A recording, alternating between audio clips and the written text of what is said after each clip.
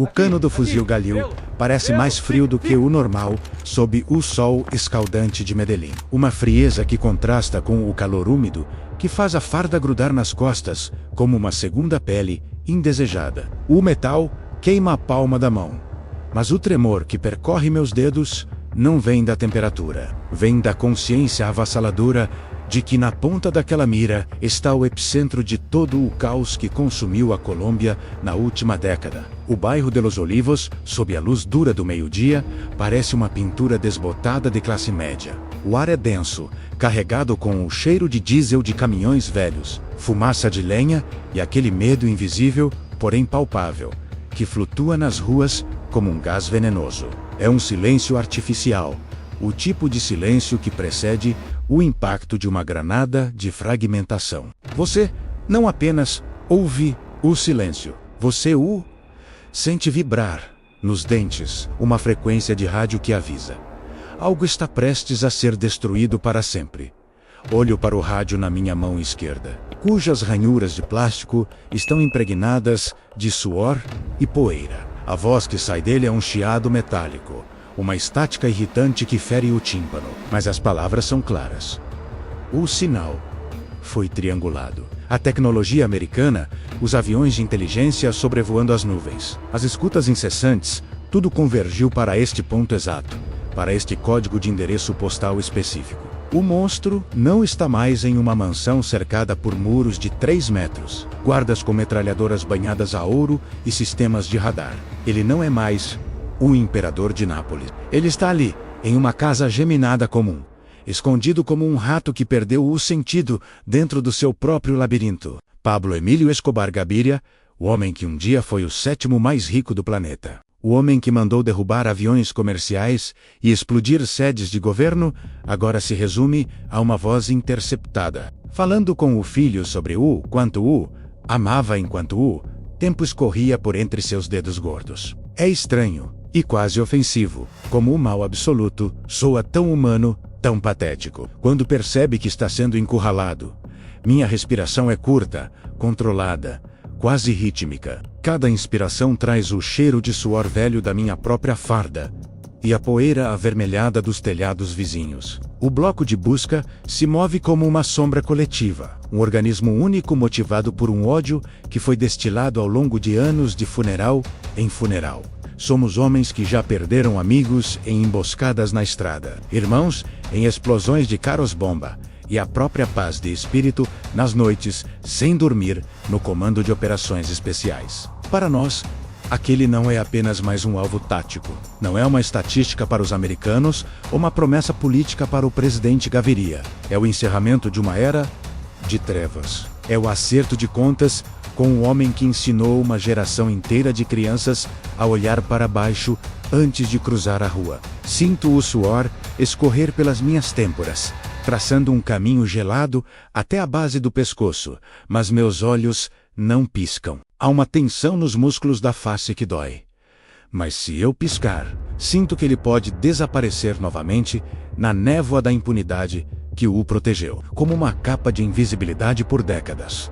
A casa diante de nós é simples, de tijolos expostos e pintura descascada. Não há nada nela que denuncie a presença do rei da cocaína. É a máscara final de um homem que se achava Deus, mas que agora depende da discrição de vizinhos que ele desprezava. Me pergunto, enquanto meu dedo indicador acaricia a guarda do gatilho, o que se passa na cabeça dele neste exato segundo? Será que ele sente o cheiro do fim impregnado no oxigênio? Ou será que sua arrogância é tão patologicamente profunda que ele ainda acredita em um milagre de última hora, em um túnel secreto ou em uma negociação impossível? A psicologia de Pablo sempre foi o seu maior castelo e a sua pior ruína. Ele amava o povo para que o povo fosse o seu escudo humano. Ele odiava o Estado para que o Estado fosse o seu refém. Mas hoje, o amor popular acabou e o medo mudou de lado. Ele está sozinho, acompanhado apenas por seu fiel guarda-costas, Limón, e pelo peso de milhares de cadáveres que ele mandou empilhar nas valas comuns de Envigado e Medellín.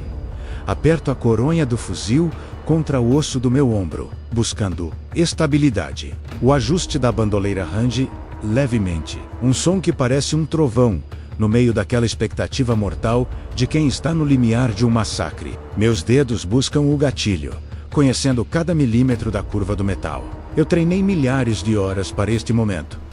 Disparei dezenas de milhares de vezes contra alvos de papel, mas nada te prepara para o instante em que você se torna o instrumento físico do destino. O prelúdio da tempestade está chegando ao seu limite. O céu de Medellín, um azul cínico, brilhante e quase festivo, parece ignorar que o sangue está prestes a manchar as telhas de cerâmica logo abaixo de nós. Há um pássaro cantando em um poste próximo. Um som absurdamente normal em um momento que definirá a história de um continente.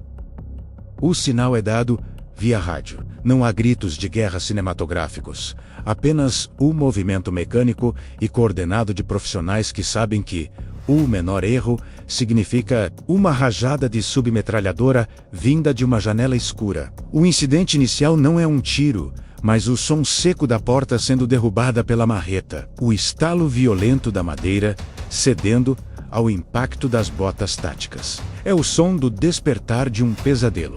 Pablo Escobar está prestes a descobrir que, no tabuleiro que ele mesmo desenhou com sangue e pólvora, ele não é mais o jogador que move as peças. Ele é a peça que está sendo removida do jogo por mãos invisíveis e implacáveis. O ar se enche instantaneamente de adrenalina pura. Um gosto metálico de cobre sobe a boca, e o tempo, que antes passava lento e pesado, como chumbo derretido, explode em uma sucessão de batidas cardíacas violentas que ecoam nos meus ouvidos. A caçada de 1000 dias, a perseguição que custou bilhões de dólares e milhares de vidas, está prestes a se resolver em poucos segundos de absoluto caos urbano.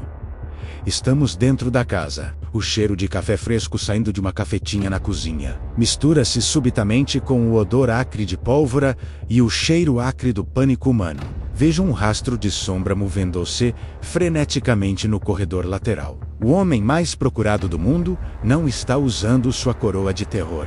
Ele está descalço, com uma barba desleixada que esconde o queixo duplo, vestindo uma camisa de algodão barata e carregando no olhar a expressão de quem finalmente percebeu que o inferno não é um lugar para onde ele vai, mas o lugar onde ele já está. A tempestade não está mais no horizonte, esperando para chegar. Ela quebrou o teto. Ela derrubou as paredes. Ela está aqui, respirando o mesmo ar que eu. E eu, com o fuzil travado no alvo, sou o relâmpago, que ele nunca viu chegar.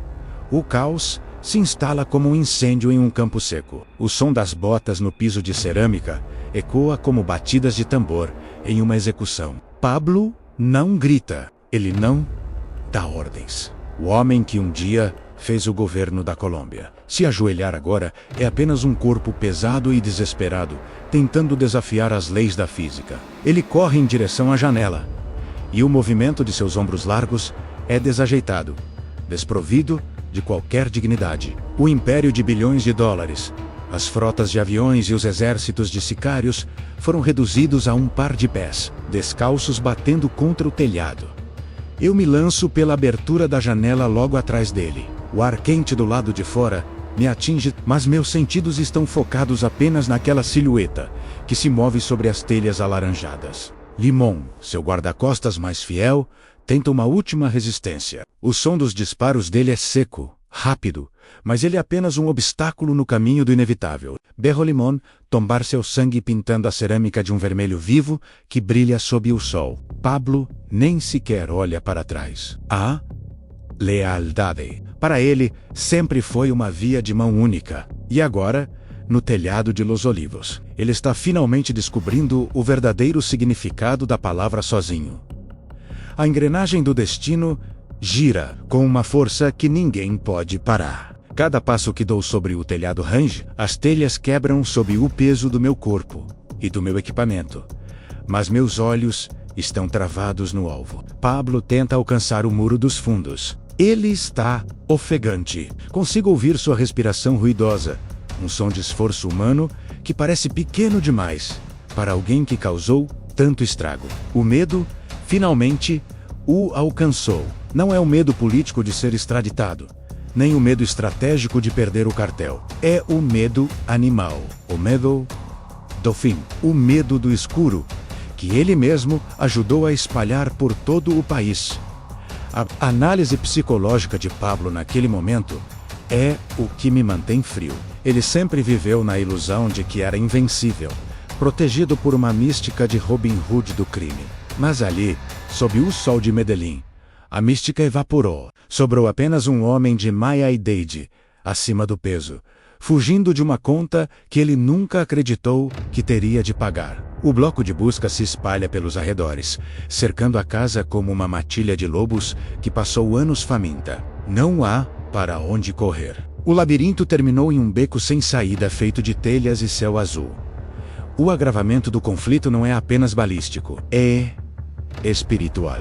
Eu sinto o peso de cada pessoa que morreu por causa de um capricho deste homem. Sinto o peso das bombas em Bogotá, do sangue no Palácio da Justiça, dos policiais mortos por uma recompensa de 1000 pesos. Minhas mãos, que antes tremiam no prelúdio, agora estão firmes como pedras. A adrenalina não é mais um choque. É um combustível frio. Eu o vejo tropeçar. Ele se apoia em uma chaminé. E por um milésimo de segundo, nossos olhos se cruzam. Não há ódio naquele olhar. Apenas o reconhecimento de que o jogo acabou. A máscara do patrão caiu. E o que restou foi um vazio absoluto. Pablo faz menção de levantar sua arma. Uma última tentativa de manter a ilusão de poder. O tempo parece dilatar. O som do mundo ao redor desaparece. Não ouço mais os gritos dos meus companheiros, nem o ruído da cidade lá embaixo. Ouço apenas o som do meu próprio coração, calmo, marcando o compasso da justiça que está prestes a ser feita. A engrenagem travou. O destino chegou ao seu ponto de ancoragem. O homem que se achava maior que a Colômbia está agora à mercê de um soldado anônimo. Em um telhado qualquer, no final de uma tarde que o mundo jamais esquecerá, ergo o fuzil. O visor Alin-Hassei, perfeitamente com a figura desgrenhada diante de mim. Não há glória nisso. Não há música heróica. Há apenas a necessidade brutal de encerrar um capítulo de dor. O gatilho é o ponto final de uma frase que começou com sangue e termina com silêncio. Pablo Escobar Gaviria está prestes a deixar de ser um pesadelo vivo para se tornar um cadáver no telhado. E eu sou o homem que puxará a cortina desse espetáculo macabro. O silêncio do mundo é substituído pelo estrondo ensurdecedor do fuzil Galil.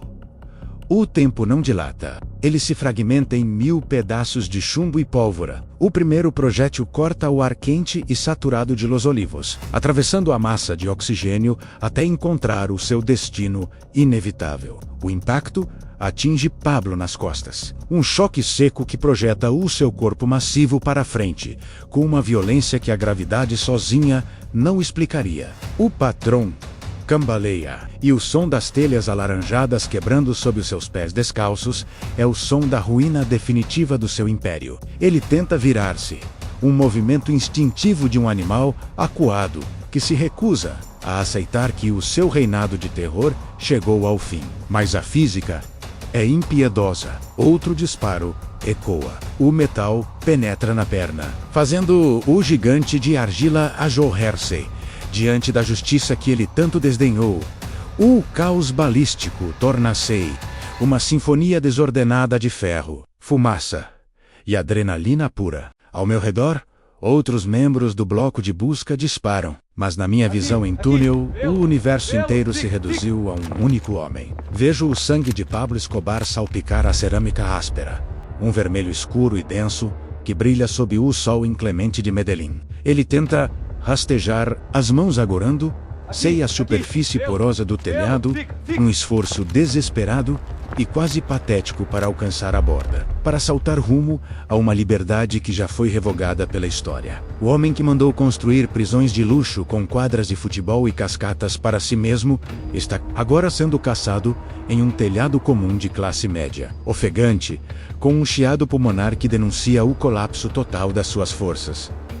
Então, acontece o momento que ficará gravado na minha memória como uma cicatriz profunda. Pablo Para. Ele apoia o peso do tronco sobre o braço esquerdo, a barba desgrenhada suja de fuligem, sangue e pó de telha. Ele olha para o horizonte, para as montanhas de Medellín que ele tanto amou e tanto sangrou. O sol, o mesmo que iluminou as suas glórias macabras e financiou a sua ascensão através de toneladas de pó branco, brilha impiedosamente sobre a sua testa suada. E eu me aproximo sentindo o calor do cano do meu fuzil, exalando uma fumaça fina que distorce o ar entre nós. Ele não pede clemência. Não há tempo para maldições finais ou frases de efeitos cinematográficas. Existe apenas um vazio abismal nos seus olhos. A compreensão de que a sua mística, menos o mito do Robin Hood colombiano, o intocável, o homem que desafiou impérios,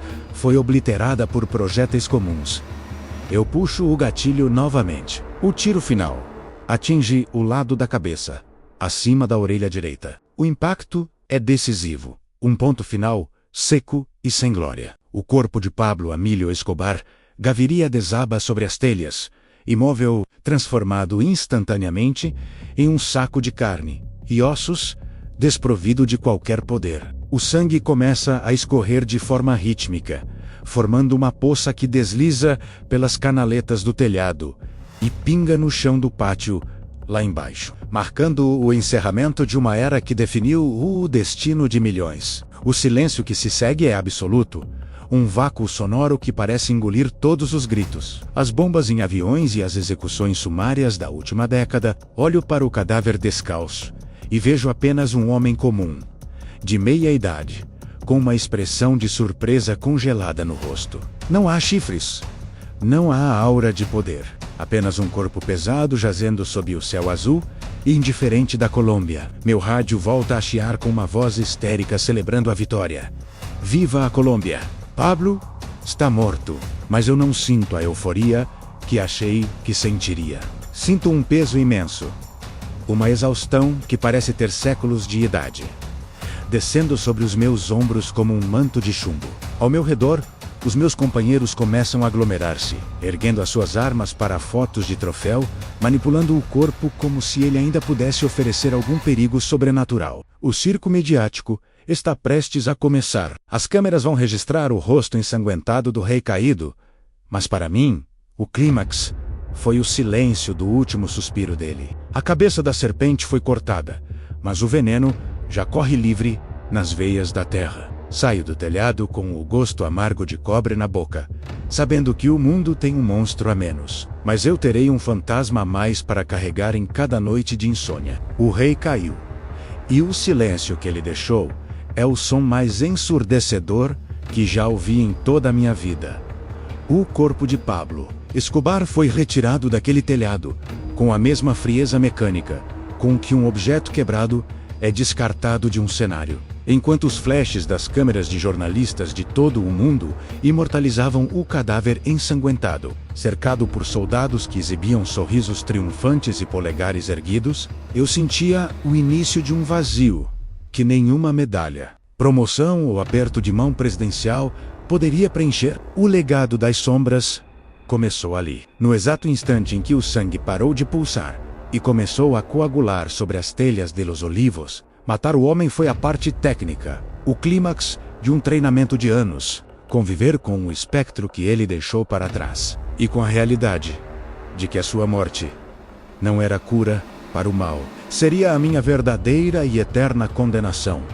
Nos dias que se seguiram, a Colômbia mergulhou em uma espécie de ressaca coletiva, um transe melancólico, onde o alívio se misturava a uma estranha sensação de orfandade do caos. O monstro que ocupava todos os pesadelos, que pautava as notícias e que decidia quem vivia ou morria ao amanhecer, havia partido. Mas o rastro de destruição que ele deixou era uma ferida aberta, purulenta, que se recusava a cicatrizar. Vi, com meus próprios olhos, famílias inteiras nas favelas de Medellín que choravam a sua morte como se tivessem perdido um santo. Um salvador messiânico que construiu casas e campos de futebol com o dinheiro manchado pelo sangue das viúvas de outros homens. Vi políticos que antes tremiam e gaguejavam diante do simples menção do seu nome, agora discursarem com pompa sobre a vitória da democracia, escondendo por trás de palavras bonitas a cumplicidade silenciosa e os subornos que mantiveram com o cartel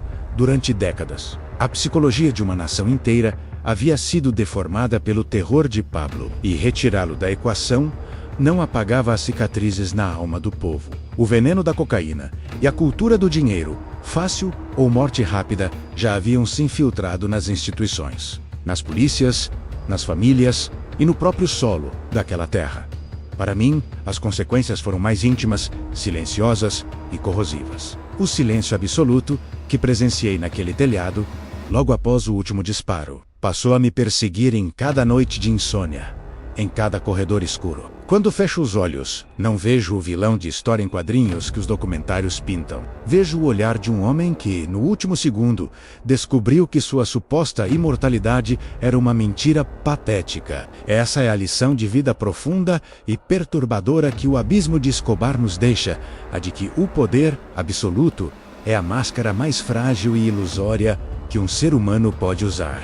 Pablo passou a vida inteira fugindo da extradição, fugindo da polícia, fugindo de rivais impiedosos e traições, mas no fim, ele não pôde fugir da sua própria ilimitada humanidade. Ele morreu descalço, com as unhas sujas e o corpo pesado, cercado pelo lixo e pela mediocridade de uma casa comum de subúrbio, provando que todos os impérios construídos sobre pilhas de cadáveres terminam inevitavelmente em poeira, silêncio e esquecimento.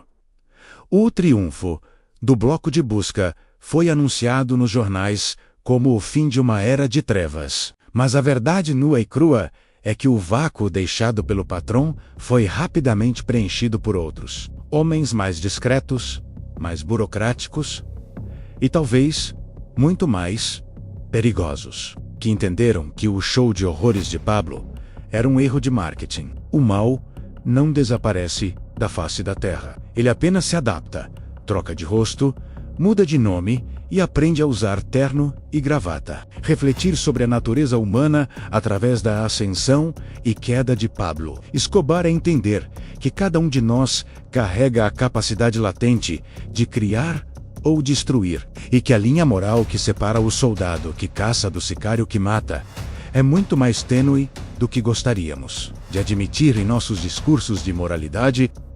Eu puxei o gatilho, acreditando que estava salvando o futuro do meu país. Mas, no processo, uma parte vital da minha própria paz foi enterrada junto com ele naquele cemitério de Jardins de Montesacro.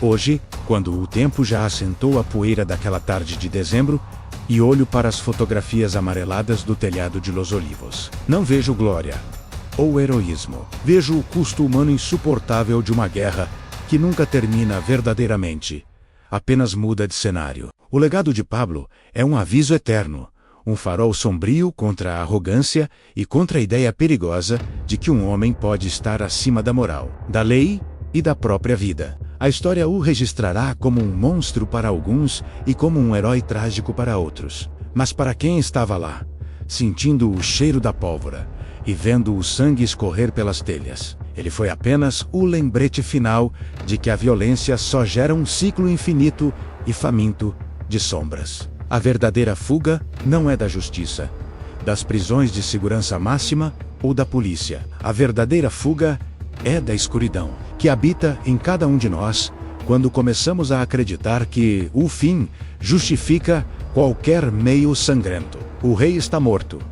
Medellín tentou seguir em frente e se reconstruir sobre as cinzas. Mas o silêncio que ficou gravado naquelas telhas ainda grita a verdade que o mundo prefere ignorar sob camadas de entretenimento. Nós matamos o homem, mas as máscaras que ele criou menos, a ambição desmedida, o desprezo pela vida e a sede de poder menos ainda, caminham livremente entre nós, esperando pelo próximo palco, pelo próximo telhado, para começar tudo de novo. O horror não morreu em 1993. Ele apenas aprendeu a ser mais silencioso,